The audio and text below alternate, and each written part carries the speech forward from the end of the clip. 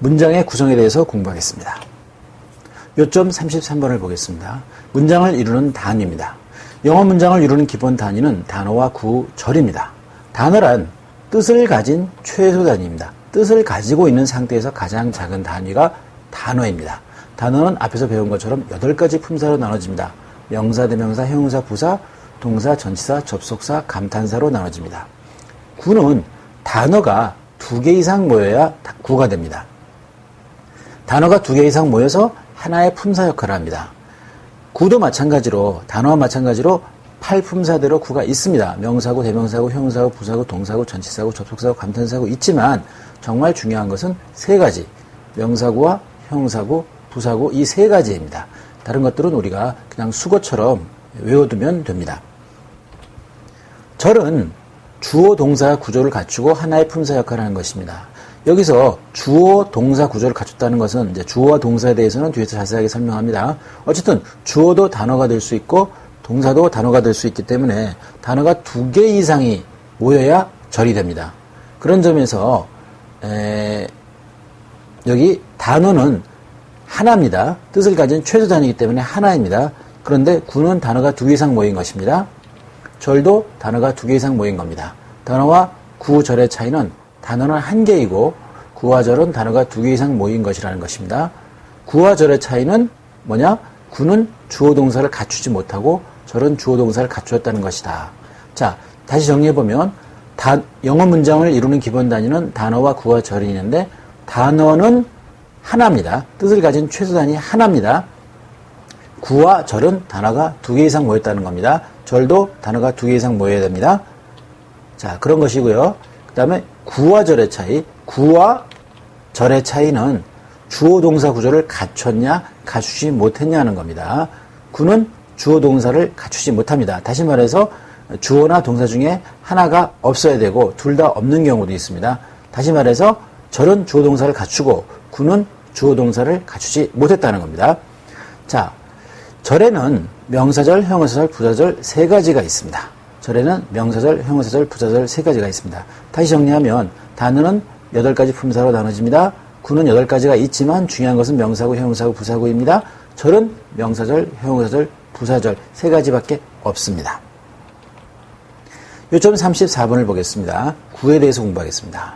자, 구는 대표적인 구는 준동사와 전면구입니다. 대표적인 구는 준동사와 전면구입니다. 앞에서 구는 명사구, 형용사구, 부사구가 중요하다고 했죠. 예, 그것은 품사로 본 거고 이것은 구조로 본 겁니다. 모양으로 본 거예요. 예, 구를 모양으로 분류하는 방법과 그 다음에 품사로 분류하는 방법이 있는데 품사로 분류하는 거는 앞 뒤에서 자세하게 하나하나 공부해 가고요. 그게 또 중요한 겁니다. 지금 우리는 모양으로 분류하는 겁니다. 자, 모양으로 구조로 볼 때 준동사와 전면구로 나눠집니다. 준동사는 말 그대로 동사 관련된 겁니다. 준동사는 동사의 어떤 글자, to나 ing나 ed가 붙어서 다른 품사로 쓰이는 겁니다. 품사가 원래 동사인데 동사에다 이런 모양을 붙여가지고 다른 품사로 쓰이는 것을 준동사라고 합니다. 거기에는 부정사, 동명사, 분사 3가지가 있습니다. 부정사는 to를 붙인 것이고요. 동명사는 ing를 붙이고 분사는 현재 분사와 과거 분사로 나누는데 현재 분사는 ing를 붙여요. 동명사하고 모양이 똑같죠. 과거 분사는 ed를 붙입니다. ed를 붙여서 과거 분사를 만드는데 이렇게 변하는 것을 규칙동사라고 하고 불규칙하게 변하는 게 있습니다. 불규칙한 것은 모양이 다르게 변하기 때문에 그것은 그때그때 외워줘야 됩니다. 자, 다시 준동사는 동사의 어떤 글자 to나 ing나 ed 등을 붙여가지고 다른 품사로 쓰이는 것, 다른 품사 즉 명사, 형용사, 부사로 쓰인 것을 말합니다. 부정사는 to를 붙이고요. 동명사는 ing를 붙이고 분사 중에서 현재 분사는 ing를 붙이고 과거 분사는 ed를 붙입니다. 자, 과거 분사의 불규칙 동사도 있죠. 자, 여기 볼까요? to learn, to go 그렇습니다. to learn, to go 동사 learn이나 go에 to를 붙였습니다. 이렇게 해서 부정사가 된 겁니다. 다음 동명사 learn이라는 동사에다 ing 붙여서 learning, go에 ing를 붙여서 going 이렇게 ing를 붙여서 동명사를 만들 수 있습니다. 자, 분사는 현재 분사와 과거 분사로 나눠져서 현재 분사는 ing를 붙입니다. 동명사와 모양이 똑같습니다. learning, going. 과거 분사는 ed를 붙이는 게 규칙적인 것입니다. learned, ed를 붙여서 the, learned 이렇게 됩니다. 자, 불규칙 동사는 gone. 자, 이거 고우에다가 NE를 붙였네요. 근데 발음이 고운이 아니에요. gone 이렇게 됩니다. 자, 다시 정리해보면은 부정사는 to를 붙이고 동명사는 ing를 붙이고 분사는 현재분사는 ing, 과거분사는 ed를 붙이고 불규칙 동사가 있다. 자, 이것이 준동사입니다. 준동사는 명사나 형용사나 부사로 쓰이는 겁니다. 동사가 거기다 뭘 붙여가지고 명사나 형용사나 부사로 쓰입니다. 부정사는 세 가지가 다 됩니다. 동명사는 명사로 씁니다. 분사는 현재분사든 과거분사든 다 형용사로 씁니다. 이게 중요한 겁니다.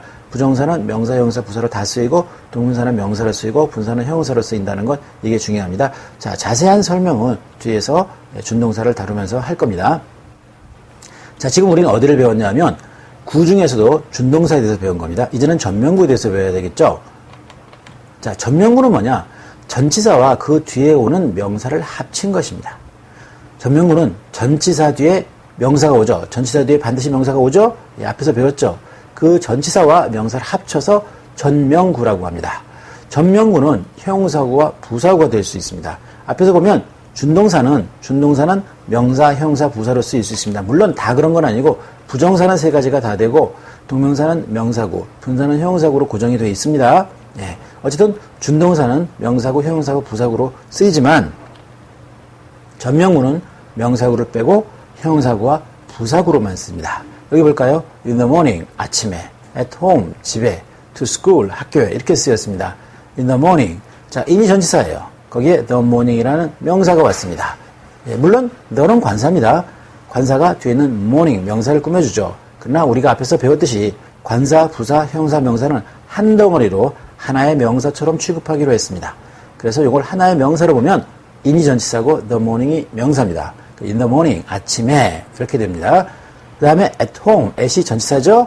home이 집에, 집입니다. 집이라는 명사예요. 그래서 전치사 명사에서 전면구가 돼서 at home, 집에 이렇게 된 겁니다. at이 어디에 이렇게 된 거죠.